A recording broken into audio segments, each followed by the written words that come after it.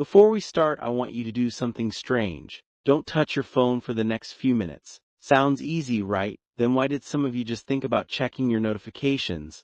Why did your brain suddenly wonder if someone texted you, liked your post, or sent you a message? That tiny urge is exactly what we're talking about today. Most people think they control their phones, but what if the truth is the opposite? What if your phone is slowly rewiring your brain without you even noticing? And here's the scary part. This isn't happening because you're lazy, weak, or undisciplined. It's happening because some of the smartest companies in the world are competing for one thing: your attention. To understand this, we need to understand dopamine. Most people think dopamine is the pleasure chemical.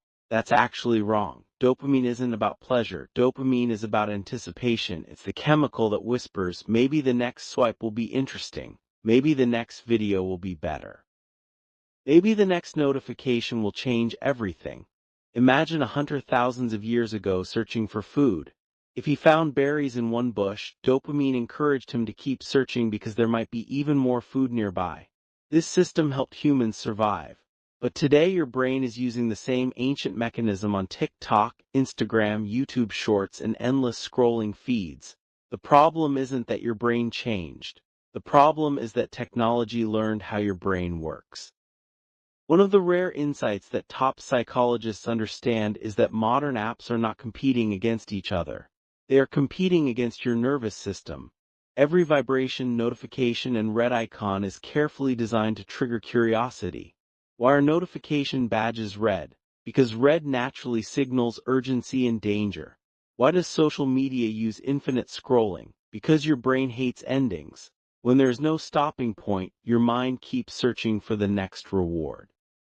It's the same reason casinos rarely have clocks on the wall. They don't want you thinking about time. They want you chasing the next possibility. In fact, one of the most powerful psychological tricks ever discovered is called variable reward. Sometimes you open your phone and find nothing interesting. Sometimes you find a funny video. Sometimes you get a message from someone you like. Because the reward is unpredictable, your brain becomes obsessed with checking. It's exactly how slot machines work. The scary part is that many people would never walk into a casino and gamble for hours, but they'll spend 4 hours scrolling on their phone without realizing it. Now let's talk about Gen Z, because something fascinating is happening. Most people think Gen Z is addicted to technology because they're young. That's not the real story. The deeper truth is that Gen Z became the first generation raised inside an attention economy. Previous generations used technology. Gen Z grew up being measured by it. Followers, views, likes, shares, streaks, engagement rates, social value became visible numbers. For thousands of years, social status was something people felt. Now it's something people can count. And when status becomes measurable, the brain starts chasing it endlessly. This creates a psychological loop that very few people understand. Every like becomes a tiny signal of social approval. Every view becomes a measurement of worth. Over time, people stop asking, "Who am I?" and start asking, "How am I performing?" This is one reason anxiety has exploded among younger generations. The brain wasn't designed to receive social feedback from hundreds or thousands of people every day. Throughout human history, humans lived in small tribes. Your reputation existed among maybe 100 people. Today, one post can be judged by millions. Evolution simply hasn't caught up. But here's where it gets even deeper. The biggest danger of dopamine addiction isn't distraction. It's desire inflation. Think about this. 20 years ago, watching a movie at home felt exciting. Today, many people watch a movie while checking their phone every few minutes. Why? Because dopamine trains your brain to expect constant stimulation. The more stimulation you consume, the harder it becomes to enjoy normal life. A quiet walk feels boring, reading feels slow, conversations feel less exciting. Not because these things changed, but because your brain's reward system adapted to higher levels of stimulation. Philosophers have warned about this for centuries.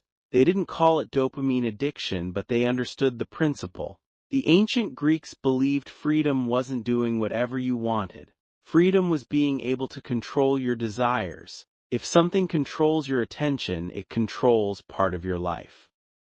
And attention is the most valuable resource you have because whatever gets your attention eventually shapes your identity. Think about it. If you spend 3 hours every day consuming fear, you'll become more fearful. If you spend 3 hours consuming outrage, you'll become more angry.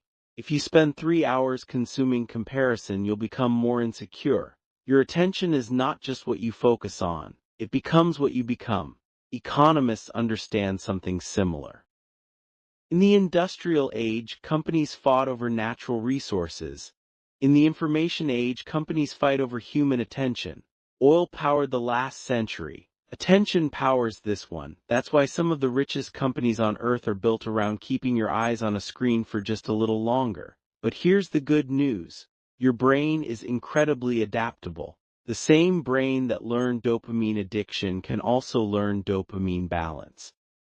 Studies show that when people reduce constant digital stimulation, something surprising happens. They don't become less happy, they become more sensitive to simple pleasures again. A conversation becomes interesting. A book becomes engaging. Music feels richer. Nature feels calming. It's like turning down the background noise so you can hear life again.